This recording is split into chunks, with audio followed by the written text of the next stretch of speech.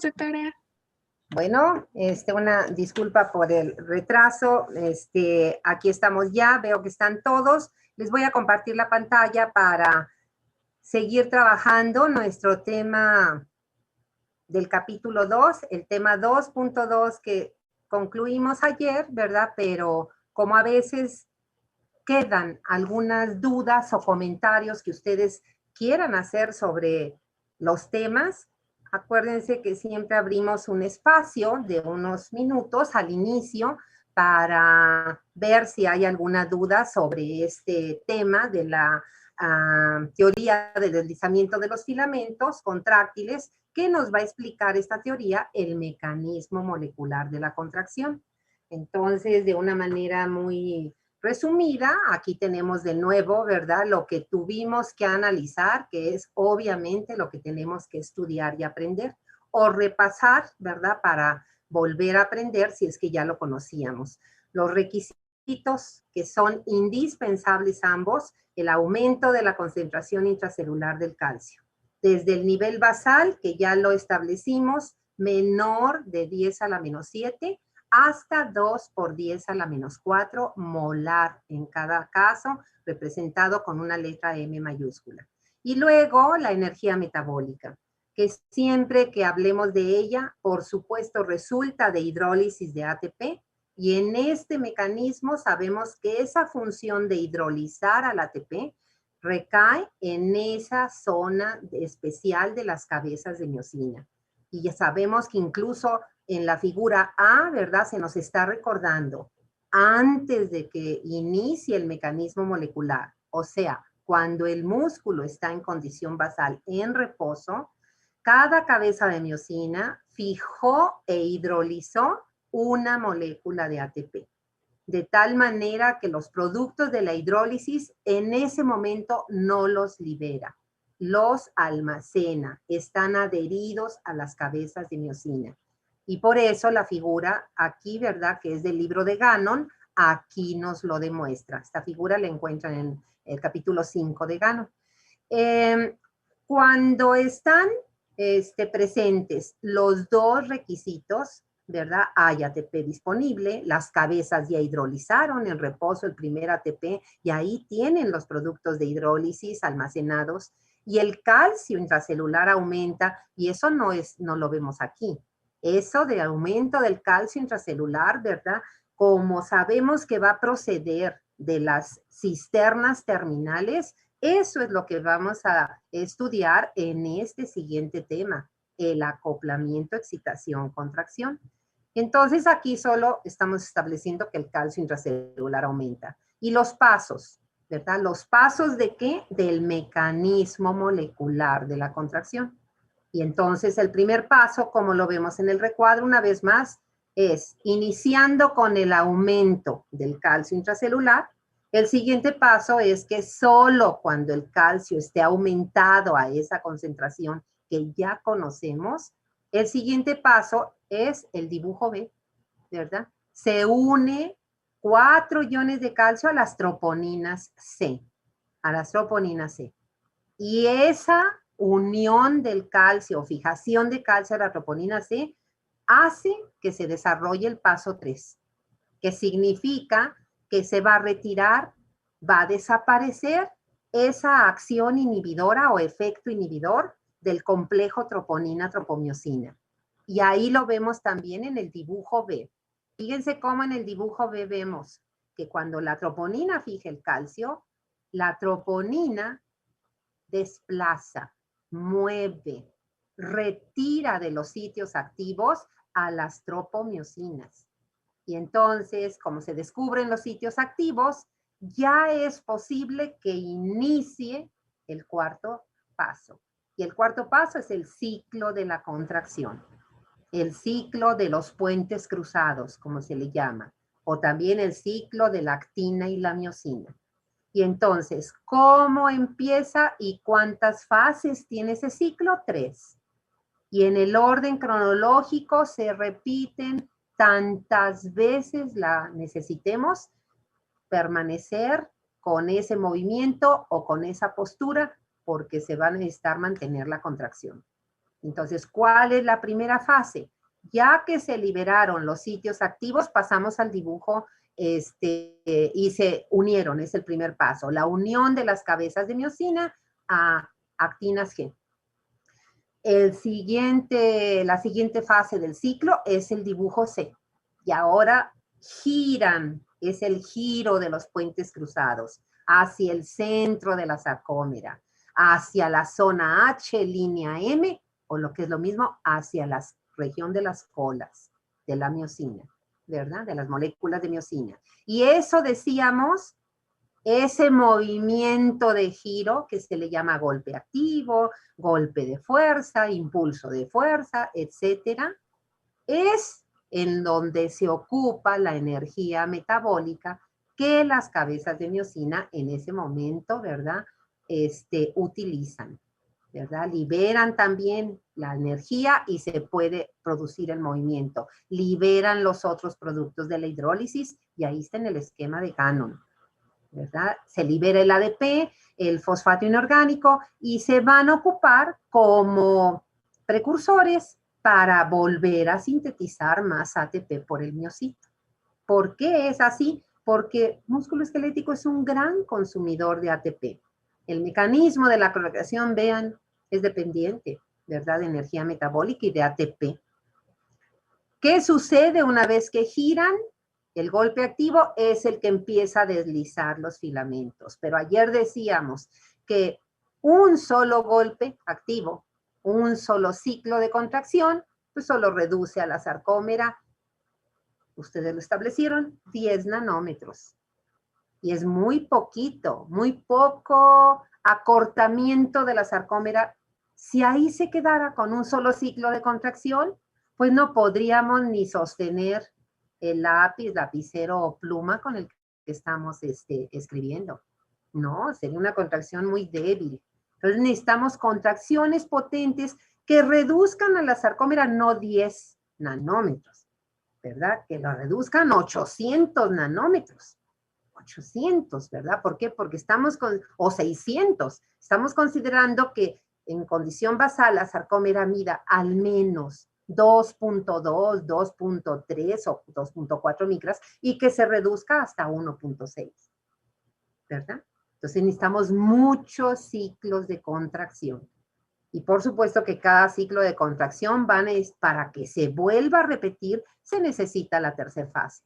Ya se unió en la primera fase del ciclo de la contracción. Ya giró el golpe activo, ahora se necesita separar la cabeza de miosina para unirse a otra actina que está más atrás del filamento y volver a girar y volverse a separar y unirse a otra y volver a girar. Y de esa manera en cada ciclo se acortan otros 10 nanómetros.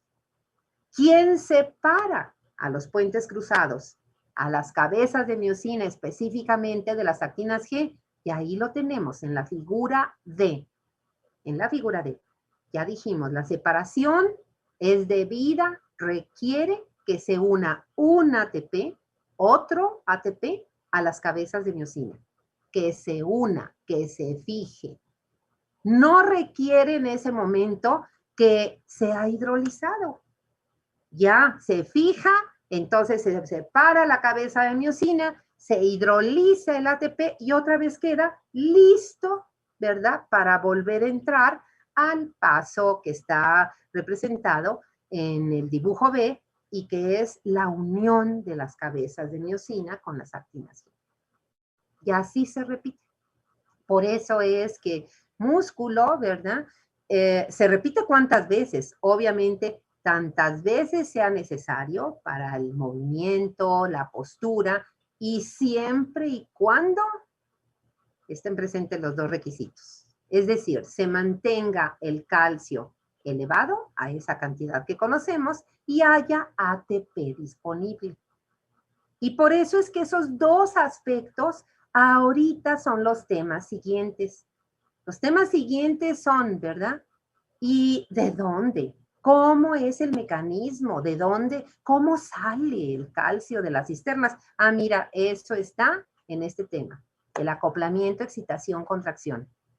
¿Y de dónde el miocito obtiene ATP suficiente? Ah, mira, eso es el tema 4. Fuentes de energía para la contracción. Entonces, fíjate cómo el programa te va llevando de la mano con todos los elementos que necesitamos analizar, estudiar y aprender para así entender perfectamente bien este mecanismo molecular de la contracción del músculo esquelético. Bueno, me regreso aquí, jóvenes, para ver si hay alguna duda, pregunta, y si no, nos regresamos, nos ubicamos ya a donde estábamos. En donde estábamos. Y en donde estábamos era el tema siguiente, el 2.3, acoplamiento, excitación, contracción. ¿No hay alguna duda, comentario, pregunta que quieran hacer en relación todavía a esto?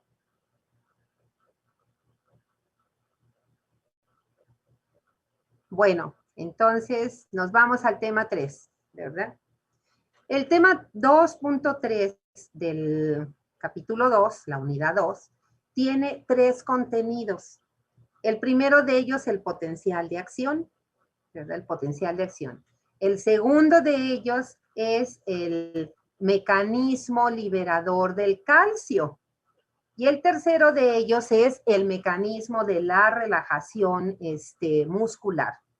Voy a tomar mi celular porque es en donde checo la hora. Lo había dejado aquí al lado. Muy bien.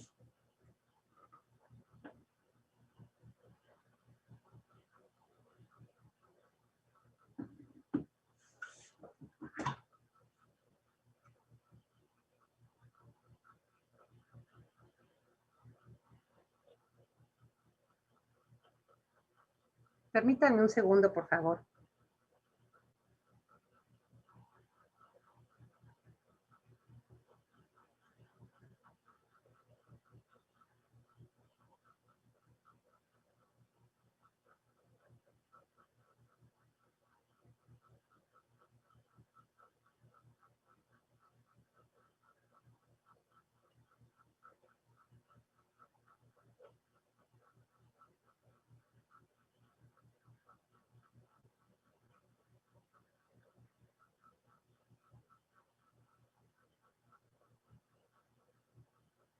Gracias. Entonces, les decía, potencial de acción es el primer contenido de este tema. ¿Por qué es el primer contenido, jóvenes? Porque el proceso que vamos a revisar es acoplamiento, excitación, contracción. Acoplamiento, excitación, contracción. Y entonces, ¿qué significa eso, jóvenes? ¿Qué significa eso de que es acoplamiento? Significa que el músculo, y esto es válido prácticamente para los demás también, hay una excepción que luego la vemos en músculo liso, pero para miocardio, para músculo liso, es, ¿verdad? Dijéramos, es una, proceso común a la mayor parte de los tipos de músculo que tenemos. Y entonces tenemos que el acoplamiento me dice que la excitación del músculo esquelético, que es el potencial de acción, ¿sí? Se utiliza en el músculo la excitación para poder contraerse. Y lo contrario es válido, que si no hay excitación, potencial de acción en el músculo, pues tampoco va a haber contracción, ¿sí? Si un músculo no se excita, pues tampoco hay contracción, ¿sí? Y así es como lo vemos, ¿sí? Así es como lo vemos. Y entonces, fíjense jóvenes, por eso es que primero necesitamos reconocer las características del potencial de acción. ¿Qué características? Ahí están enlistadas en el recuadro.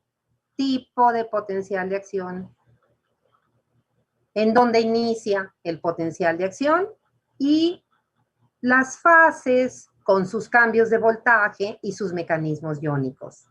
O sea que necesitamos conocer lo mismo que cuando revisamos potencial de acción en la neurona, ¿sí? Entonces, tipo de potencial de acción, jóvenes, tenemos esta gráfica. Esta gráfica es de Guyton. Está en el capítulo número 7. Vean el pie de figura. Y esa gráfica de Guyton, jóvenes, nos está presentando una imagen de un potencial espiga. Si nosotros vemos el otro esquema, el otro dibujo, que está aquí, que también es de Guyton, fíjense cómo es una figura compuesta, ¿sí? Arriba me está presentando el potencial de acción, pero de la motoneurona que a su vez es la que va a establecer la sinapsis con la fibra del músculo esquelético. Y en la gráfica intermedia, ahí tenemos el potencial de acción de la fibra muscular, ¿verdad? Y entonces vean cómo también es una espiga. Entonces, contestando la primera figura, el potencial de acción del músculo esquelético es potencial de acción espiga o simplemente espiga. ¿En dónde inicia, jóvenes? Pues en esta figura está señalado, nada más que no está así como que muy detallado. Pero ahí, fíjense, ubiquen la figura de la axón en donde llega a su botón, donde está el botón, y fíjense cómo de alguna manera nos está señalando ahí que el potencial de acción en el músculo esquelético va a iniciar en esa zona de la sinapsis que se le llama placa motora terminal. ¿Qué es esa placa motora terminal? Si ahí no se ve bien, vamos a ver en el dibujo de Silverton, jóvenes, en el dibujo de Silverton. Y en el dibujo de Silverton, ¿verdad? Nosotros tenemos que la placa motora terminal que observamos aquí es el sarcolema de la sinapsis neuromuscular esquelética. Ahí está señalada. Ese sarcolema, bueno, más bien la sinapsis, jóvenes, es nuestro capítulo 3, el que debemos de empezar mañana, ¿verdad? Porque acuérdense que esta unidad la acabamos la próxima semana, entonces debemos de empezar mañana este capítulo 3. Y en ese capítulo, bueno, pues vamos a ver con más detalle cómo está esa placa motora terminal.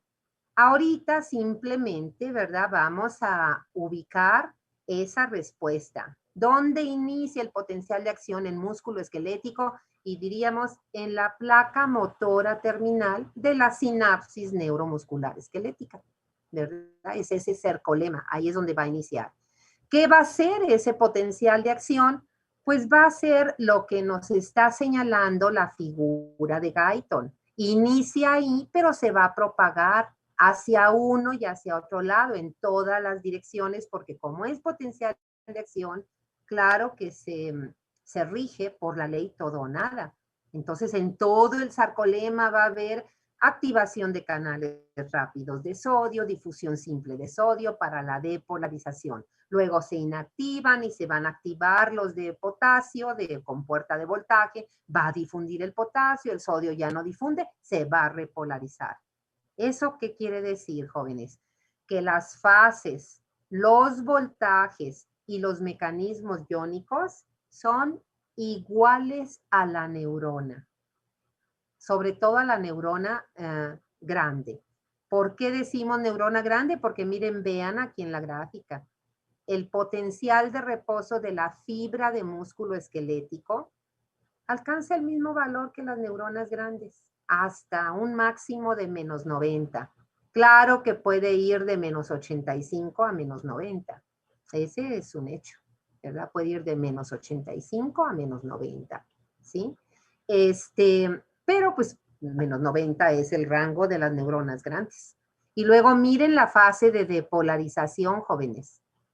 Vean cómo la depolarización se invierte, hay potencial invertido y más o menos es el mismo valor que la neurona, hasta más 30 o quizá más 35. Y vean en la repolarización cómo, ¿verdad? Termina regresando al potencial de reposo. Aquí arriba en el potencial de la neurona vemos que hubo una fase de hiperpolarización. En músculo prácticamente no hay, por eso es que no la ponen. ¿Cuál sería una diferencia? Y la diferencia está marcada en la línea del tiempo. Ahí sí hay una diferencia significativa. Vean cómo la espiga en la neurona, ya sabemos que es la más rápida, que su tiempo, su amplitud es 1 milisegundo, quizá un poco más, ¿verdad? Pero en el músculo, mínimo en el músculo, esa espiga, ahí me está diciendo, esa es la cifra mínima, 2 milisegundos, pero el rango mayor es más del doble. O sea, va de 2 hasta 5 milisegundos. Eso quiere decir que es una espiga más abierta, más prolongada, dura más. Esa es la diferencia, ¿sí? Por eso aquí en inglés está puesto que es una espiga lenta, retrasada. ¿Comparada con quién? Con la de la neurona, ¿sí? Y como consecuencia de ese potencial de acción, vean aquí, ¿verdad? La figura de abajo. Como consecuencia del potencial de acción, aquí tenemos, ¿verdad? Que cuando se produce el potencial de acción va a haber un periodo de latencia, o sea, unos pocos milisegundos para que empiece la fase de contracción que se puede registrar, ¿verdad? Ahí está registrada, seguida de la fase de relajación, ¿sí? Entonces, para eso ocupa el músculo su potencial de acción. Aquí en esta figura, ¿verdad? Que decíamos, acoplamiento, excitación, contracción, eso significa que el músculo necesita el potencial de acción para poderse contraer. Ahora, ¿en dónde se comprueba eso? En el siguiente contenido. Y el siguiente contenido es el mecanismo de liberación del calcio. Pero voy a hacer un alto, como siempre. Voy a hacer un alto para ver si tienen alguna duda sobre el potencial de acción del músculo. No sé si tengan alguna duda, algún comentario que quieran hacer, una pregunta.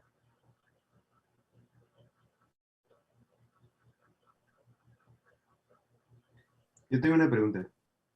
Luis, se me encendió tu cuadrito. Sí, te escuchamos. En la gráfica que aparece ahí que mencionó usted que es de 2 a 5 milisegundos en la amplitud de... Ajá, del potencial de acción de la fibra muscular. Ajá, y abajo menciona que es de 10 a 100 milisegundos. Entonces, Es que eso, y qué bueno que lo estés observando, Luis, y yo les voy a pedir a todos que lo vean. Es que lo que está en la gráfica inferior no es un potencial de acción. Ahí lo que se está registrando es la respuesta mecánica, la contracción muscular. Y la contracción siempre se va a registrar con una línea de ascenso, una curva de ascenso, es la fase de contracción, pero luego cae la curva, es la fase de relajación. Y entonces cuando hablamos de una contracción, generalmente nos referimos a esas dos fases, la de ascenso, la contracción, y la de descenso, la relajación, ¿sí? De hecho, ese tiempo, Luis, que estás tú señalando, ese tiempo que dura, es el tiempo que dura la contracción de nuestras fibras musculares. El menor tiempo que lo tienen las fibras de músculo esquelético más pequeñas son 10 milisegundos. Es más, algunos autores, creo que Guyton todavía nos pone hasta 7.5, pero ponle 10, un número entero. Y el mayor tiempo, las fibras más grandes, 100 milisegundos. Entonces vean cómo no es lo mismo el potencial de acción que el potencial de acción es la respuesta eléctrica. Esa dura 2 a 5 milisegundos en músculo esquelético. La respuesta mecánica, la contracción, mínimo va a durar 10 milisegundos o entre paréntesis pónganle 7.5 porque hay algunos libros que esa cifra nos pone y máximo 100 milisegundos. E incluso pónganlo de una vez, jóvenes. Cuando un solo potencial de acción, me voy a adelantar, fíjense en qué tema estamos, ¿sí? en el 2.3. Me voy a adelantar al 2.5, ¿sí? Al 2.5, vean. ¿Dónde está? Aquí. 2.5 es mecánica de la contracción, jóvenes. Y el primer tema de mecánica de la contracción se llama sacudida muscular. Y la sacudida muscular, si quieren, no lo escriban, ¿verdad? Ya vamos para ese tema ahorita en unos minutos. La sacudida muscular es una contracción seguida de su relajación producida por un solo potencial de acción. ¿Eso qué quiere decir? Que si nuestras fibras musculares nada más generan una sola espiga, miren, aquí está con rojo esa espiga, solo tendríamos una contracción que si es una fibra grande, ¿verdad? Duraría, pues en promedio, 100 milisegundos. Aquí se prolongó un poco más. Y si fuera una fibra muscular chica, pues la ondita sería más pequeña porque duraría 10 milisegundos máximo. A eso se le llama sacudida muscular, pero ya lo veremos ahorita. Ahorita estamos aquí, Luis, y no sé si te quedó clara la explicación de esa última gráfica. La última gráfica no está representando potencial de acción, está representando dijéramos, consecuencia. ¿La consecuencia de quién? Del potencial de acción sobre la fibra muscular, ¿verdad? En pocas palabras, ¿cómo podríamos decirlo también? La fibra muscular, jóvenes, tiene dos respuestas. Su respuesta eléctrica es el potencial de acción. Y el potencial de acción desarrolla la respuesta mecánica. Y la respuesta mecánica es la contracción muscular. Pero siempre que hablamos de contracción se refiere a que hay una fase de contracción seguida de relajación. A veces la relajación no ocurre. Eso también lo vamos a ver en el tema 5. ¿Sí? No sé si quedó claro, Noel, tu duda. Sí, sí quedó claro. E igual supongo que en el periodo de latencia es donde Ajá. como que tiene que esperar para que ocurra otro potencial o se pueden superponer las contracciones. No, no es lo mismo, ¿verdad? Es el periodo refractario. Este periodo de latencia, fíjate, qué interesante, porque sí se pueden superponer. Sí, lo vamos a ver, es una parte de la mecánica del músculo esquelético, pero este periodo de latencia significa en qué momento del potencial, y qué bueno que seas tan observador, en qué momento del potencial de acción inicia la contracción.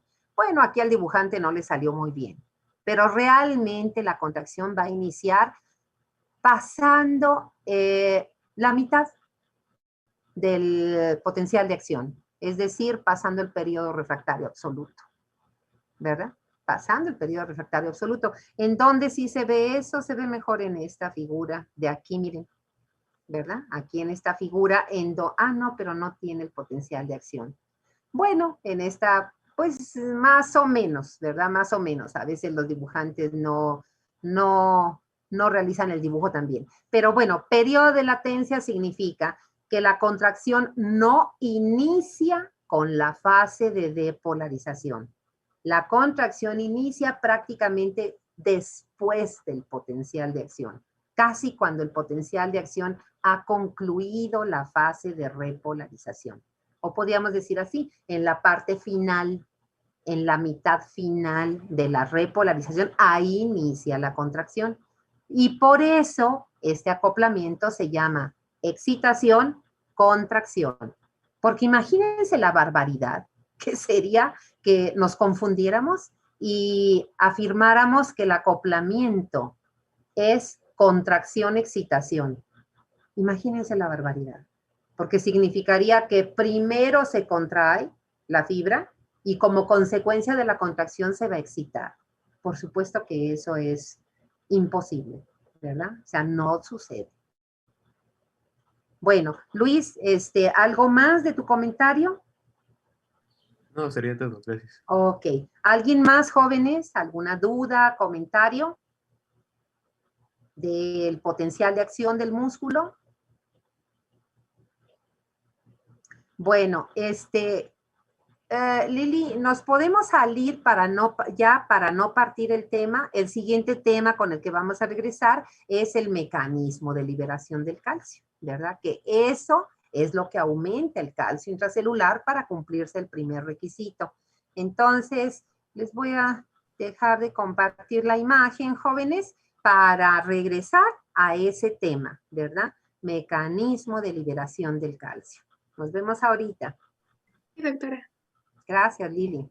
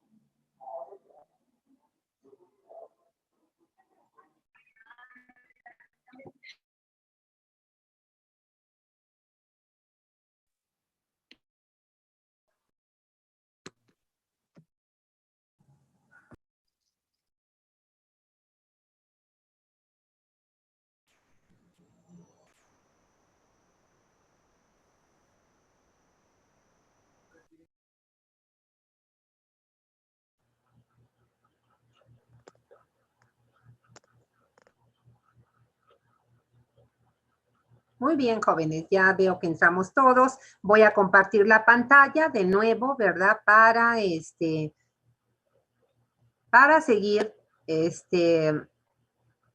analizando los contenidos de este tema 2.3, el acoplamiento de la excitación y la contracción en el músculo esquelético, que ya dijimos que es un proceso que va a funcionar también para miocardio y para un cierto tipo de músculo liso. Mecanismo de liberación de calcio. El mecanismo de liberación de calcio va a, dijéramos, ocurrir en este proceso de acoplamiento, excitación, contracción. Eso quiere decir que el acoplamiento, excitación, contracción tiene como finalidad producir la liberación del calcio, que ya sabemos que se va a liberar a partir de las cisternas terminales de la tríada. Y por eso es que esta tríada es el sitio donde ocurre el acoplamiento, excitación, contracción. ¿Sí? ¿Cómo va a ocurrir eso? Y entonces, miren, vamos a observar primero las figuras. Esta figura es de nuestro libro de Guyton, que todos ustedes y yo lo tenemos en PDF. Y está en el capítulo 7, aquí lo dice. Le voy a pedir a alguien que nos lea los primeros renglones hasta el primer punto y seguido. O sea, no lean todo el párrafo, nada más son como, creo que 4 o 5 renglones, hasta donde haya un punto. ¿Quién nos quiere leer? Shirley. Ajá, Shirley, gracias. Sí. El acoplamiento, excitación, contracción en el músculo esquelético. La imagen superior muestra un potencial de acción en el túbulo transverso que provoca un cambio de conformación en los receptores de dihidropiridina, DHP, de detección de voltaje, con lo que se abren los canales de liberación de calcio en las cisternas terminales del retículo sarcoplásmico y se permite que el calcio se difunda rápidamente en el sarcoplasma e inicie la contracción muscular. Muy bien, jóvenes. Miren, por eso es que el recuadro que me marca a mí, ¿qué debo conocer para poder explicarme, para poder entender, para poder estudiar y aprender el mecanismo de liberación del calcio? Debo, ¿verdad?, de identificar qué es eso de los receptores de DHP. Debo saber qué es DHP, en dónde están y cuál es su función. Entonces ahí empezamos. De acuerdo a la lectura, jóvenes, DHP son las iniciales de dihidropiridina. Ahí está en el pie de figura. Y por supuesto que está en el texto del capítulo 5 de Guyton. La dihidropiridina es el fármaco que bloquea a estos receptores y los canales que inclusive el receptor está asociado también a un canal. Este receptor, jóvenes, ¿en dónde está? Vemos la figura. Está en el sarcolema de los tubos T, de las triadas. Ahí está con ese cuadrito de color rojo, si es que lo ven bien a colores, ¿verdad? Y además ahí está señalado con su nombre. Dice receptor de DHP, ¿sí? ¿Cuál es la función de ese receptor? Lo acaba de leer Cheryl, ¿verdad? Nos dice que dice receptores de hidroperina de detección de voltaje. Entonces, los receptores de HP son sensores de voltaje. Lo que ellos van a recibir y percibir es el valor, el voltaje del potencial de membrana de la fibra muscular. Ellos van a estar recibiendo, ¿verdad? ¿Qué otra cosa sabemos de estos receptores? Que mantienen una comunicación funcional porque están muy cercanos. En el dibujo de Guyton no. Miren cómo en el dibujo de Guyton nos pusieron ahí como que un resorte que parece como si fuera una molécula de titina. No, eso no existe. ¿Con quién? Con esos cuadritos, unos cuadritos que ahora se ven oscuros de color azul. ¿Y quiénes son esos cuadritos? Pues Guyton no nos lo dice, pero algunos de ustedes que leyeron el texto sí saben. Mestli, ¿quiénes son esos? Son los receptores de rianodina. Y eso es correcto. Receptores de rianodina. ¿Por qué? Porque con ese fármaco yo puedo localizar a esos receptores en dónde están. Y el lugar donde se localizan los receptores de rianodina es lo que la figura de abajo me lo está señalando. Están en la membrana de las cisternas terminales del retículo sarcoplásmico. Las cisternas terminales, acuérdense que son las estructuras que junto con cada tubo T forman la triada. Aquí en la figura, ese resortito, lo único que está representando es que hay una comunicación funcional entre el receptor de HP y el receptor de rianodina. ¿Qué otra cosa observo en la figura de arriba? Que el receptor de rianodina está acoplado a los canales de calcio de las cisternas. Y entonces, miren, vamos a ver esta misma figura, como se los he dicho y se los repetiré, incluso con otros autores. Y tienen que tener no los mismos dibujitos, pero sí el mismo contenido, o sea, el conocimiento, el dato, la información científica. Vean aquí. Aquí está el dibujo de Silverton. Y entonces vamos a ver el dibujo de arriba. Y vamos a tomar en cuenta que aunque ahí ya dice que la sinapsis se activó, que se liberó el neurotransmisor, que ya sabemos que es la acetilcolina, que se generó el potencial de acción y se está conduciendo, bueno, esta figura de arriba todavía no llega el potencial de acción a atravesar bien los tubos T. Por lo tanto, esta figura de arriba la tomamos como si el músculo estuviera en reposo, relajado. Y entonces, fíjense, hay que interpretar. ¿Cuál es el potencial de reposo de la fibra muscular? Pues ya lo vimos, ahí está, menos 90, ¿no? Igual que la neurona. Bueno, fíjense ahí los signos que tiene en el citoplasma esta imagen. El citoplasma es lo que está de amarillo. Y entonces ahí están los signos negativos. Obviamente afuera está positivo porque acuérdense que los potenciales de membrana son diferencias de voltaje, ¿sí? Pero el interior está negativo.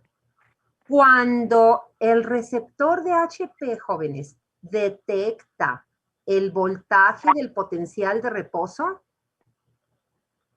pues comunica eso al de dihidropiridina y miren lo que hace el de dihidropiridina. Cuando la célula tiene su potencial de reposo, mantiene cerrados inactivados los canales de calcio de las cisternas y por lo tanto pues no hay liberación de calcio. Entonces, mientras esté con potencial de reposo, no puede haber aumento del calcio intracelular.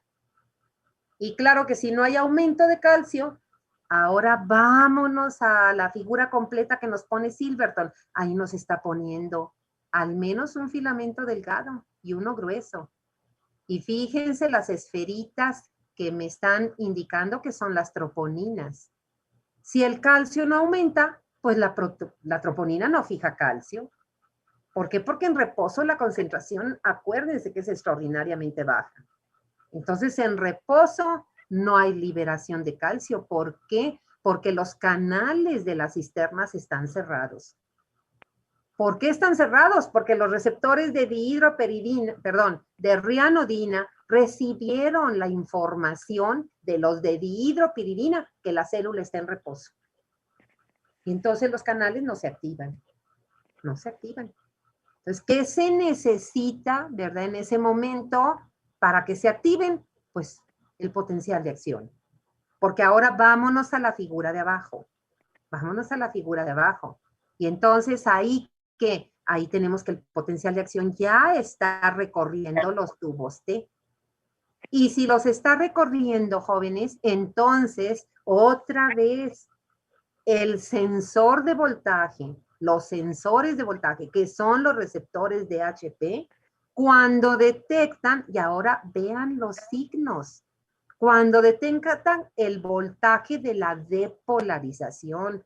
¿Por qué de la depolarización? Bueno, pues porque eso ya lo debemos de conocer bien. Es cuando el voltaje de estar negativo rebasa el valor 0 y se va hasta más 30 o un poco más. Y entonces, por eso ahora los signos están positivos. Y cuando el de dihidropiridina detecta el voltaje de la depolarización, también lo comunica a los de rianodina. Y cuando los de rianodina reciben esa información, ahí es cuando se activan, se abren los canales de calcio con, ¿verdad?, la consecuencia de que se libere el calcio. ¿Sí? Entonces, fíjense qué buen nombre le buscaron. Acoplamiento, excitación, contracción. Fíjense el nivel de precisión. Ya ahorita podemos decir en qué momento se libera el calcio de las cisternas. ¿Cuál es la respuesta, jóvenes? ¿Cuál es? Ah, Miguel Pacheco. Sí, en la fase de despolarización. Y eso es correcto. Fíjense el nivel de precisión. Ya ni siquiera decir, se necesita potencial de acción. No, sé más específico, porque así es como funciona este mecanismo. Así es. De hecho, si nos fuéramos para atrás, es en la fase de depolarización. Ahora, ¿quién contesta? ¿Por qué en esa fase? ¿Qué es lo que sucede con esto? O sea, ¿quién detecta esa fase de depolarización? ¿Cuál es la respuesta? ¿Quién detecta? A ver, la alzó la mano Chirel. Los receptores de dihidropiridina. Eso es correcto, ¿verdad? Y ¿quién más me había levantado la mano? Karen, ¿habías levantado la mano? Ah, Carla, ¿completa o comenta lo que tú nos ibas a decir? Sí, igual iba a decir que eran los receptores de dihidropiridina, pero estos también van a enviar la respuesta en conjunto con los receptores de rianodina. Exacto. Esos de dihidropiridina que detectaron el voltaje invertido, lo van a comunicar de alguna forma a los de rianodina y como tú lo acabas de expresar, en el momento que rianodina recibe que la célula está depolarizada, activa los canales de calcio. Entonces, si se fijan, jóvenes, una vez más, tenemos que estudiar de ida, tenemos que estudiar de regreso, tenemos que estudiar a la derecha, tenemos que estudiar a la izquierda, porque si solo me limito a aprender un proceso de ida, pues cuando te pregunten de regreso, te vas a perder. Entonces, hay una autora que tiene un libro muy bonito que se llama Aprender con todo el cerebro. Con todo el cerebro, ¿verdad? Entonces, vamos a hacer un alto. No hemos terminado, fíjense. Voy a volver a especificar eso, ¿sí? Cuando el potencial de acción, o sea, ¿qué se necesita para el acoplamiento, excitación, contracción? Que se genere el potencial de acción. ¿Dónde va a iniciar? En la placa terminal, placa motora terminal. Es el sarcolema de la sinapsis. ¿Por qué ahí? Porque ahí es donde se va a liberar la acetilcolina y ahí es donde están los receptores, donde va a actuar. Pero al iniciar ahí el potencial de acción, se va a propagar a todas direcciones del sarcolema, porque tiene que llegar a los tubos T, a los múltiples tubos T que tiene cada fibra. Cuando el potencial llega a los tubos T y está en la fase de depolarización, los receptores DHP, que son sensores de voltaje, detectan ese voltaje invertido, lo transmiten al de reanodina y el de reanodina responde abriendo, activando los canales de calcio para que el calcio se libere. Hasta ahí nos quedamos, jóvenes. Pero ustedes pónganle a continuación ese calcio en la figura de abajo, ese calcio liberado, jóvenes, ¿qué va a hacer? ¿Cuál va a ser la consecuencia de que se libere el calcio de las cisternas terminales? ¿Cuál es la consecuencia? Yamile. Se une a la troponina C de la... Así es, eso es correcto, Yamile, por supuesto que se une a la troponina C. Y miren, jóvenes, desde el momento en que calcio se libera, la primera consecuencia es que aumenta el calcio intracelular. Y si nos regresamos, jóvenes, ahí está. Aumento del calcio intracelular, pues es el paso inicial del mecanismo molecular de la contracción. ¿Eso qué significa? Que si yo tengo que ordenar los dos procesos, ¿cuáles? El mecanismo molecular de la contracción y el acoplamiento de la excitación-contracción, ¿quién es primero? Si yo los tengo que ordenar, ¿qué proceso va primero y cuál después? ¿Quién contesta?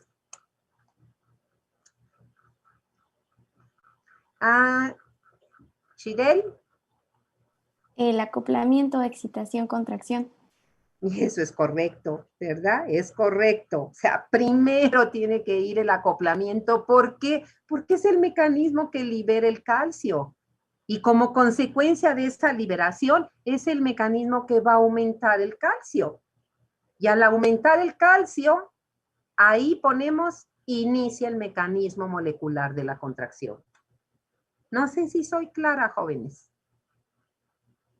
No sé si sea clara. Estoy tratando de que juntemos en un orden cronológico los procesos que se dan para la contracción del músculo esquelético. Y al menos hasta ahorita, ¿verdad? Llevamos dos. Uno, el mecanismo molecular de la contracción, la teoría del deslizamiento de filamentos. Otro, el acoplamiento, excitación, contracción.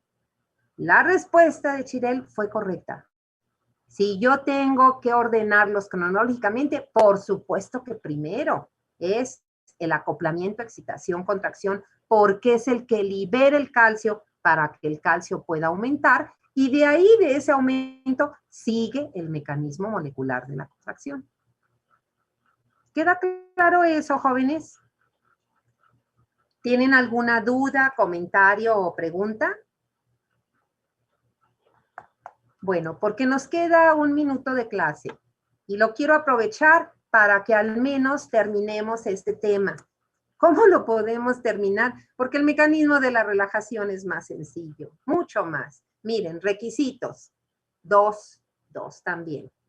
Uno, ¿sí? Es que el calcio aumentado, el calcio intracelular que aumentó a 2 por 10 a la menos 4, el primer requisito es que disminuya a la concentración basal, que es menor de 10 a la menos 7 molar. Ese es el primer requisito, ¿sí? El segundo requisito de la relajación es energía metabólica, también derivada de hidrólisis de ATP. ¿Y cómo terminamos este tema? Diciendo, ¿verdad? ¿Qué mecanismo? ¿Hacia dónde se va a ir el calcio que salió? ¿Qué mecanismo va a participar? Y ahí está en el dibujo de abajo para concluir la clase. El mecanismo de la relajación implica que lo que llamamos como cerca, que es la ATPasa de calcio del retículo sarcoplásmico, introduzca del citosol al interior de los tubos del retículo sarcoplásmico el calcio. Y lo va a hacer en contra de su gradiente, porque con todo y que aumentó afuera, recuerden que el retículo sarcoplásmico es un almacén grande de calcio. Siempre hay más calcio en el retículo. Sean observadores, no lo introduce el calcio a las cisternas. Cerca no está ahí. Cerca está en los tubos del retículo sarcoplásmico. Por eso, cuando cerca introduce el calcio, se necesita que la proteína transportadora de calcio llamada calsecuestrina lo fije y lo transporte a las cisternas. El calcio se está reciclando, jóvenes. Calcio sale, calcio se regresa, pero no a las cisternas. Cerca lo regresa a los túbulos y calsecuestrina es la proteína que lo lleva. ¿Cuál es la consecuencia? Aquí con eso terminamos. La consecuencia es que vuelve a quedar el calcio basal, la troponina ya no tiene calcio unido, y si no tiene calcio unido la troponina, nuevamente se instala el efecto inhibidor del complejo troponina-tropomiosina. Con esto, jóvenes, se acaba la clase. Una disculpa, me pasé 2 minutos. Mañana hacemos el espacio para preguntas y comentarios de relajación.